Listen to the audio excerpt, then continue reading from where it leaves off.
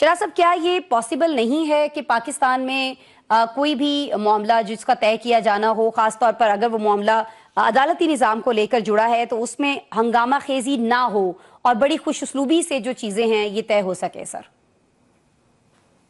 Thank you very much Asma Sahiba. बिल्कुल ये तय है कि पाकिस्तान में अदल का निज़ाम होना चाहिए, पाकिस्तान में इंसाफ का निज़ाम होना चाहिए, पाकिस्तान में हर चीज मेरिट पे होनी चाहिए। और यही चीज पाकिस्तान बनने की वजह थी, यही चीज हमारे आइन और कानून का हिस्सा है। मगर बदकिस्मती ये है कि जब हम उसको रोन देते हैं और रोंदने के बाद जब हम उस जबर पे कायम रहते हैं, तो फिर हम इस चीज पे मुनस्सर हो जाते हैं कि फिर हम आगे जो निजाम चला रहे हैं उसके ऊपर भी कोई प्रोटेस्ट ना हो, उसके ऊपर भी कोई अपनी आवाज बुलंद ना करे और कहीं पे भी कोई उसके साथ चले ना चले। हम ये समझते हैं कि जब हमने कहीं ना कहीं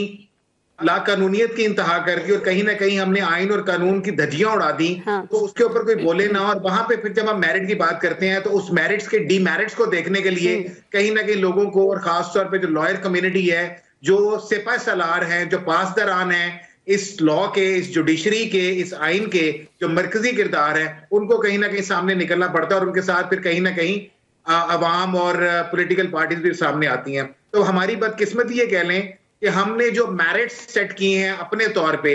वो आइन और कानून के